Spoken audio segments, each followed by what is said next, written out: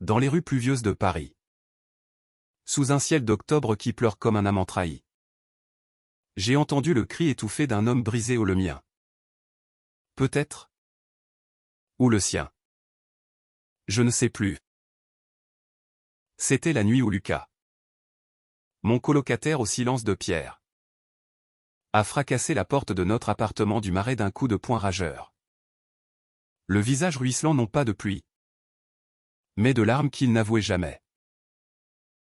Et en cet instant, alors que son corps tremblait contre le mien dans l'entrée étroite, j'ai compris que sa distance n'était pas du froid, mais une armure fissurée par la terreur d'aimer qui il était vraiment.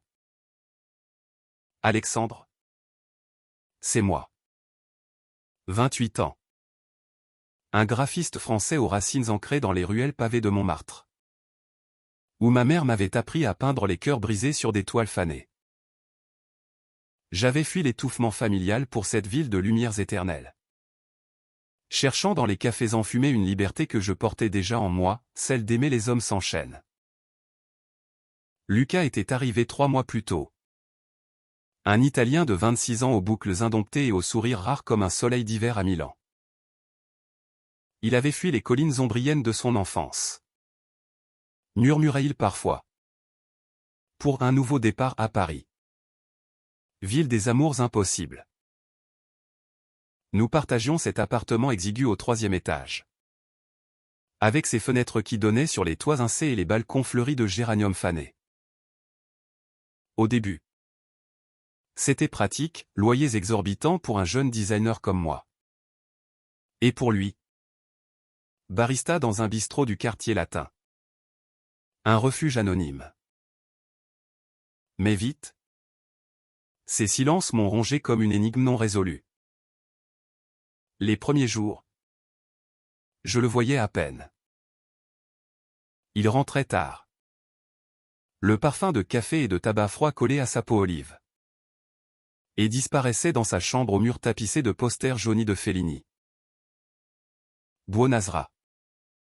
Alexandre, marmonnait-il d'une voix rauque, accentuée par les voyelles chantantes de sa Toscane natale. Avant de s'enfermer. Je l'observais depuis la cuisine, où je dessinais sur ma tablette graphique jusqu'à l'aube, me demandant ce qui le rongeait. Était-ce la ville, trop grande pour son cœur provincial?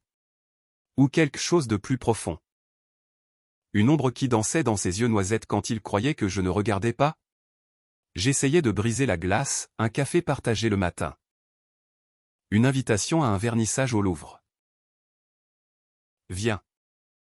Lucas? Paris n'est pas faite pour les loups solitaires, disais-je en riant. Il hochait la tête. Un sourire fugace aux lèvres. Mais ses réponses étaient courtes. Comme si chaque mot pesait une tonne. Pourtant, dans ces silences, naissait une tendresse involontaire. Je surprenais ses gestes, la façon dont il rangeait mes pinceaux épars sur la table basse. Ou laissait une part de pizza dans le frigo avec un post-it perteux. Amico. Amico. Ami. Ce mot me brûlait. Car je le voulais plus. La nuit, quand les murs minces laissaient filtrer sa respiration lourde, je fantasmais sur son corps athlétique, forgé par les vignes italiennes et les randonnées solitaires. Étais-je fou? Paris regorgeait de bars gays où les cœurs battaient au rythme de la scène. Mais c'était lui, ce colocataire distant, qui hantait mes rêves. J'ignorais alors que sa distance était un cri muet. Un rempart contre une peur qui le dévorait de l'intérieur. Ce fut une soirée d'automne, quand les feuilles des platanes du boulevard Saint-Germain tourbillonnaient comme des confettis funèbres, que les fissures apparurent. J'étais rentré d'une exposition, ivre d'inspiration et de vin rouge, pour trouver Lucas affalé sur le canapé usé. Une bouteille de Chianti à moitié vide sur la table. Ses yeux étaient rougis. Non par l'alcool, mais par une douleur qui suintait de chaque pore. « Qu'est-ce qui ne va pas ?» ai-je demandé, posant ma veste sur le dossier d'une chaise. Il a levé la tête. Ses boucles en désordre encadrant un visage pâle. Et pour la première fois, j'ai vu la vulnérabilité crue dans son regard comme un cerf aux abois dans les forêts de sa jeunesse. Rien. Alexandre. Juste. La famille. Sa voix s'est brisée. Et il a tourné le visage vers la fenêtre, où la pluie martelait les carreaux comme un reproche. Je me suis assis à côté de lui, à une distance respectable, sentant la chaleur de son corps irradier à travers le tissu fin de sa chemise. Parle-moi. Lucas. On est colocataire. Non. Ça veut dire partager plus que le loyer. Il a ri. Un son amer et sec, comme le craquement d'une branche sous le gel. Partager? Tu ne sais pas ce que c'est. Toi. Avec ta France si ouverte. Ces mots m'ont piqué. Car oui. J'avais eu de la chance, un coming out à 18 ans. Soutenu par une mère artiste qui peignait des amours arc-en-ciel. Mais Lucas. Ses yeux se sont perdus dans le vide. Et lentement. Comme un fleuve qui déborde. Les mots ont jailli. Son père. Un vigneron traditionnaliste des collines de Chianti. Qui citait encore le pape à table. Sa mère. Douce mais soumise. Qui priait pour ses péchés. Et lui. Lucas. Qui à 16 ans avait embrassé un garçon derrière l'église du village. Pour se faire surprendre par un cousin jaloux. Ils m'ont battu. Alexandre. Pas avec les poings. Non avec les mots. Pécheur. Honte de la famille. Tu finiras seul dans l'enfer. Point. Sa voix tremblait. Et ses mains, fortes et calleuses, serraient la bouteille comme un talisman. Mon cœur s'est serré. Une vague de compassion mêlée à un désir interdit me submergeant. Je posai ma main sur son épaule, sentant les muscles tendus sous mes doigts. Et maintenant? Ici? À Paris? Il a tourné la tête. Ses lèvres si proches des miennes que je pouvais sentir le vin sur son souffle. Maintenant. Je cours. Je me cache derrière ce masque de distance. Parce que si j'aime vraiment, ils reviendront me hanter. Ma sœur m'appelle tous les jours. Fratellino. Rentre. Papa est malade. Et moi. Je mens. Je mens surtout. Les larmes ont coulé alors. Silencieuses. Traçant des sillons sur ses joues. Sans réfléchir. Je l'ai attiré contre moi. Son corps s'affaissant comme un barrage rompu. Nous sommes restés ainsi. Dans le silence rompu seulement par la pluie.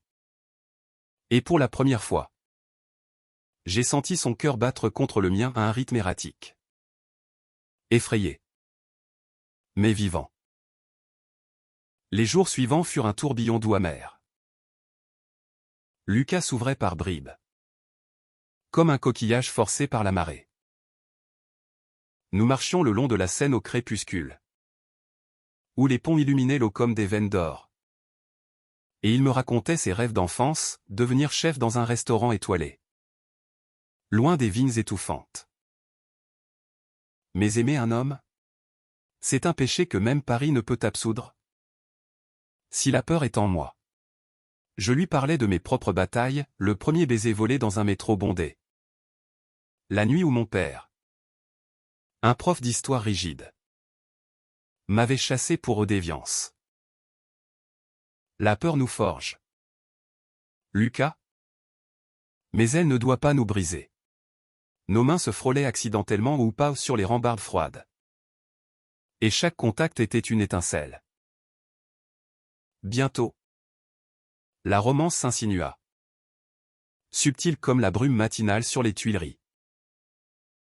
Un soir, après un dîner improvisé de pasta al pomodoro qu'il avait cuisiné avec une passion presque érotique, nous nous sommes assis sur le balcon minuscule.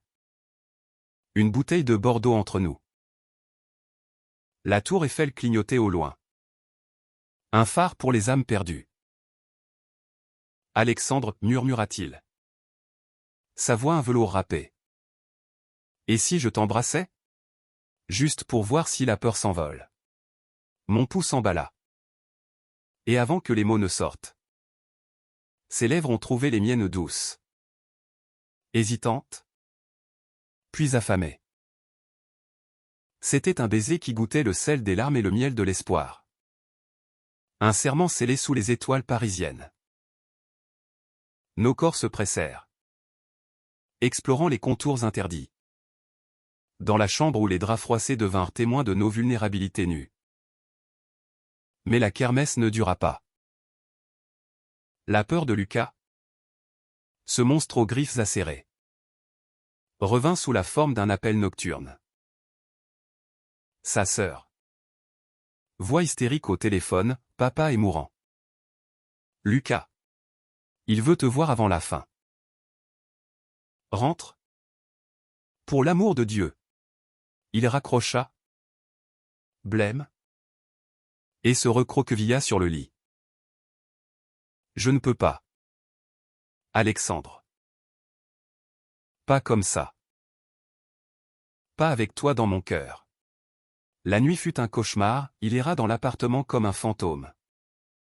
Murmurant des prières en italien que je ne comprenais pas. Le lendemain, il annonça son départ. Je dois affronter ça seul. Si je reste, je te briserai. Et moi avec.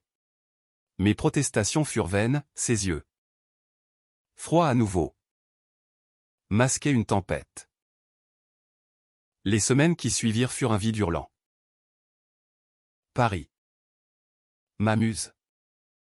Devint une prison de souvenirs, chaque café nous évoquait. Chaque rue résonnait de son rire étouffé. Je dessinais frénétiquement. Des portraits de lui où la peur se muait en force. Mais rien n'apaisait le creux en moi. Puis, un soir de Noël précoce. Sous une neige rare qui saupoudrait les Champs-Élysées comme du sucre glace. Un coup à la porte. Lucas? Amaigri. Les yeux cernés. Un sac à dos usé sur l'épaule. Je suis rentré, dit-il simplement. La voix brisée. Papa. Il est mort sans me pardonner. Mais avant. Il a avoué, il avait aimé un homme. Autrefois. Un soldat dans la guerre. Et la peur l'a mangé vivant. Les mots tombèrent comme une révélation. Et avec eux, ces larmes libératrices. Nous pleurâmes ensemble. Puis rime. Un rire cathartique qui balaya les ombres. La peur pèse. Alexandre. Mais l'amour. L'amour la rend légère. Ce soir-là. Nous nous aimâmes sans retenue. Corps et âme entrelacés dans la lumière tamisée de notre refuge. Paris. Témoin indifférent. Scintilla dehors. Indulgente à nos joies tardives. Et ainsi, dans les méandres de la ville des amours, nous apprîmes que la distance n'est qu'un voile. Et la peur. Un pont vers la vérité. Lucas devint mon ancre. Moi son phare.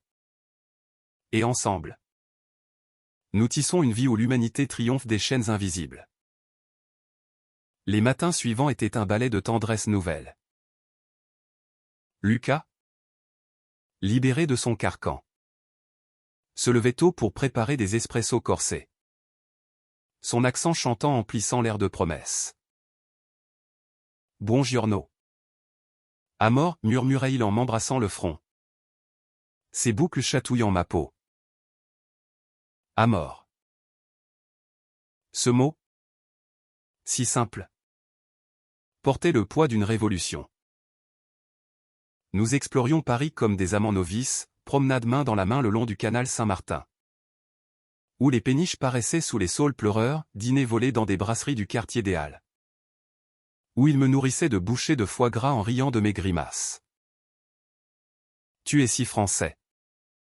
Alexandre tout en finesse et en paradoxe. Et moi. Je le taquinais sur son appétit vorace.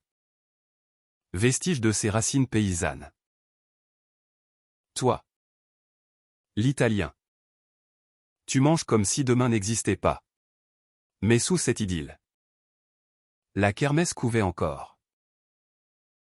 Lucas portait le deuil de son père comme une ombre fidèle. Et les appels de sa sœur, désormais sporadiques, ravivaient les braises. Elle veut que je vende la vigne. Que je rentre pour réparer la famille, confiait-il un soir.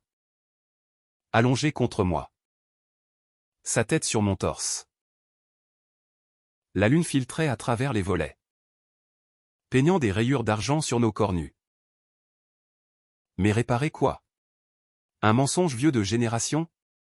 Je caressais ses cheveux, sentant la vulnérabilité palpiter sous sa peau.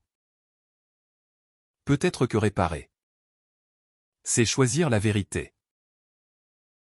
Viens avec moi. Si tu veux, je t'accompagnerai. Il se redressa. Ses yeux brillants d'un mélange de terreur et de gratitude.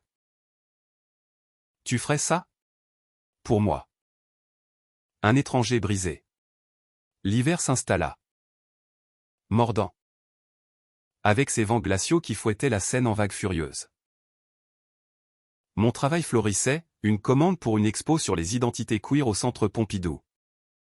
Où je dessinais des couples enlacés défiant les tempêtes sociales. Lucas posait parfois. Nu sur un tabouret.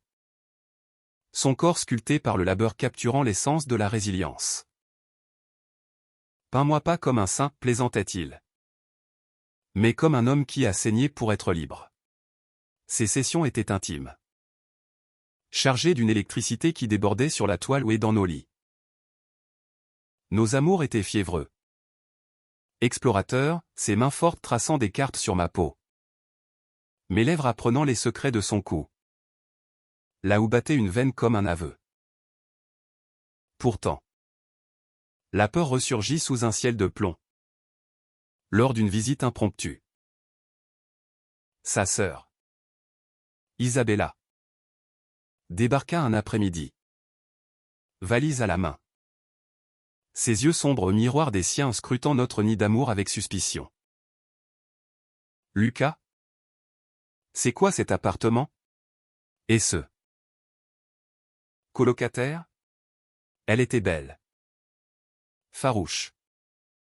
Une prof d'histoire à Florence. Portant le deuil familial comme une cape royale. Lucas pâlit. Mais je sentis sa main serrer la mienne sous la table de la cuisine. Isabella. Voici Alexandre. Mon partenaire. Le mot tomba comme une pierre dans un étang calme. Rit dans l'air. Elle cligna des yeux.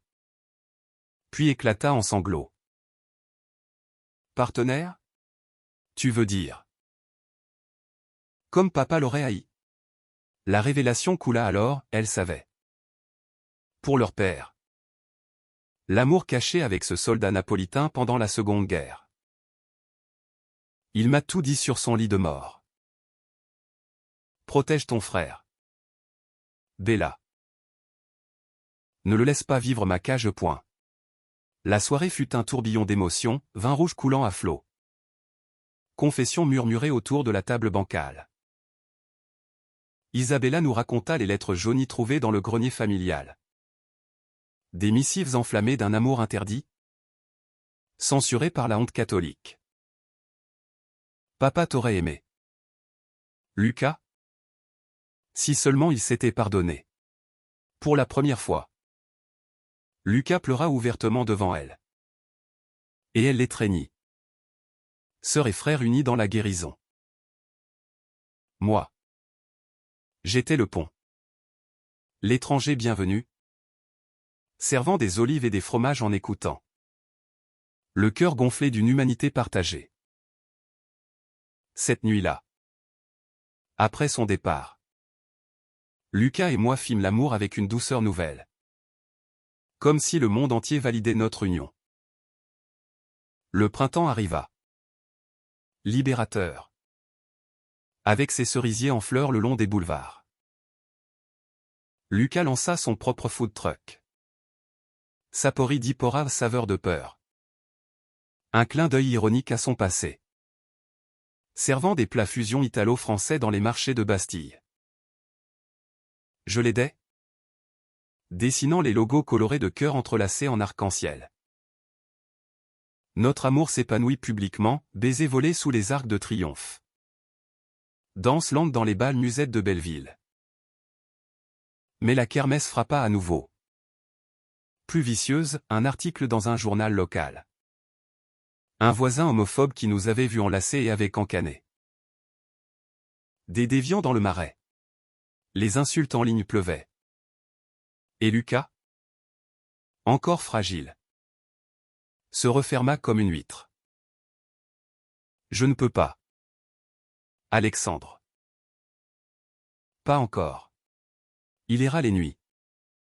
Fumant sur le balcon. Les yeux fixés sur les lumières de la ville qui l'avait accueilli. Je le rejoignais. Enveloppé dans une couverture. Et nous parlions jusqu'à l'aube de résilience. De communautés queer qui se battaient depuis Stonewall jusqu'aux manifs parisiennes. La peur n'est pas une fin. À mort. C'est un chapitre. Lentement. Il rouvrit. Et ensemble. Nous affrontâmes une lettre ouverte au journal. Signée de nos noms. Clamant notre droit à l'amour. Les soutiens affluèrent à amis. Inconnus. Une vague d'humanité qui noya la haine. L'été enveloppa Paris d'une chaleur languide. Transformant les rues en fourneaux où les amants transpirants se cherchaient des ombres. Notre appartement devint un sanctuaire de sueur et de rire. Fenêtres grandes ouvertes sur les cris joyeux des enfants jouant à la marelle en bas. Lucas prospérait, son food truck attirait les foules. Des critiques élogieux dans le monde louant ses saveurs courageuses. C'est toi qui m'as donné ce courage, me soufflait-il en rentrant. Couvert de farine. Pour m'embrasser avec le goût de basilic sur les lèvres. Nos nuits étaient des festins sensuels, corps huilés par le soleil couchant. Explorant les recoins oubliés de nos désirs. Dans un lit qui grinçait comme un secret complice. Mais la vie, cette grande dramaturge, réservait un twist cruel. Un appel d'Isabella. Voix chevrotante, Lucas. La vigne. Elle brûle. Un incendie. Peut-être criminel. Les villageois parlent de malédiction. À cause de toi. Le passé ressurgissait. Venimeux. Sous forme de ragots italiens amplifiés par WhatsApp. Lucas s'effondra. Accusant le sort d'une vengeance familiale. Ils me haïssent encore. Pour qui je suis. Nous prîmes le premier vol pour Florence. Main dans la main à l'aéroport Charles de Gaulle. Défiant les regards curieux. Le vol fut tendu, il serrait ma main jusqu'à la douleur. Murmurant Ti amo comme un mantra contre l'angoisse. L'Italie nous accueillait avec une chaleur étouffante. Les collines de Chianti ondulant comme des vagues de vert et de rouge. La vigne familiale. Noircie par les flammes. Puait la cendre et le chagrin. Isabella nous serra dans ses bras. Les yeux rougis. Ce n'était pas un accident. Le cousin.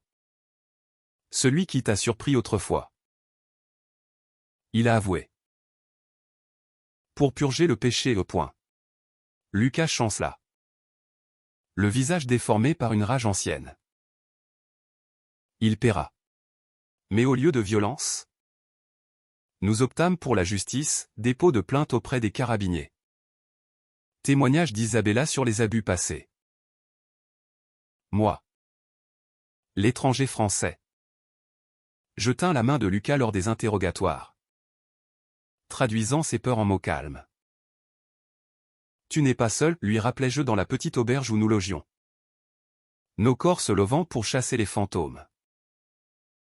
Les nuits toscanes étaient magiques et tourmentées, dîner sous les étoiles avec Isabella. Vin robuste qui déliait les langues. Révélant des histoires enfouies l'amour perdu de leur père. Les amitiés secrètes de leur mère. Lucas guérit par Strat, une visite au cimetière. Où il posa une bouteille de Chianti sur la tombe paternelle. Murmurant « Perdonami. Papa. Perdonati. Pardon. » Ce mot devint notre hymne. Le cousin fut arrêté. La vigne renaîtrait. Assurée par une communauté repentante qui, touchée par notre histoire, organisa une collecte. Vous êtes des nôtres, dirent-ils. Et pour la première fois, Lucas pleura de joie. De retour à Paris. Transformé. Nous célébrâmes une fête dans notre appartement. Amis queer et alliés entassés. Musique de Dalida et de queer icons italiens pulsant jusqu'à l'aube. Lucas dansa avec moi. Corps contre corps. Indifférent aux voisins. La peur m'a mené à toi, confia-t-il plus tard. Nos peaux salées par la danse. Et l'amour nous gardera. Pourtant. L'automne revint. Porteur d'un nouveau défi, mon exposition au Pompidou approchait. Et l'angoisse de l'exposition publique me rongeait. Et si on me rejette? Si mes dessins de nous sont trop crus? Lucas? Fort désormais. Me prit les mains. Montre-leur la vérité. Alexandre. La beauté dans la peur. La nuit de vernissage fut un triomphe, toile de nos amours. Vendue à des collectionneurs émus. Article dans Télérama clamant un hymne à la résilience queer. Lucas, fier en costume slim, m'embrassa devant la foule. Un geste qui fit taire les derniers murmures. L'hiver suivant fut doux, emmitouflé dans une routine amoureuse qui nous enveloppait comme un cocon. Lucas élargit son food truck en un petit resto dans le Marais. Cœur libéraux, cœur libre. Où les plats italiens se mêlaient à des twists français. Et où les couples comme nous dînaient sans crainte. Je collaborais sur des campagnes pour des assos LGBT. Mes dessins devenant bannières de Pride. Nos vies s'entremêlaient, voyage à la mer en Normandie. Où il m'apprenait à pêcher les souvenirs, week-end à Venise. Ville de masques. Où il me demanda en mariage sous le pont des soupirs. Un anneau simple en or gravé et sans apora, sans peur. Mais la kermesse, tenace, frappa sous forme d'une crise personnelle. Lucas, hanté par des cauchemars récurrents de son père, consulta un thérapeute, un pas géant pour un homme élevé dans le silence des machos italiens. Il dit que ma peur est un héritage. Mais je peux le réécrire, me confia-t-il après une séance. Vulnérable dans nos draps froissés. Je l'accompagnais. Écoutant ses progrès. Et nos thérapies devinrent des rituels, soirées et confessions avec thé à la menthe. Où nous déballions nos bagages émotionnels. La mienne? Une enfance où l'amour paternel était conditionnel. Un frère aîné homophobe qui m'avait renié. Ensemble. On pèse moins lourd, disions-nous. Riant à travers les larmes. Le printemps apporta une joie inattendue, Isabella visita. Enceinte de son premier. Et nous demanda d'être parrain. Pour que mon enfant grandisse sans chaîne. La baby shower fut un carnaval d'émotions, ballons arc-en-ciel. Pasta maison. Et Lucas chantant des berceuses italiennes à son futur nièce ou neveu. Tu seras un oncle fabuleux, lui dis-je. Et il rougit. Son cœur gonflait. L'été culmina en notre mariage civil à la mairie du 4e arrondissement. Entouré d'amis. Isabella en témoin. Veux murmurer, je promets de porter ta peur avec toi. Jusqu'à ce qu'elle devienne force. La réception au resto fut une fête païenne, danse jusqu'au bout de la nuit.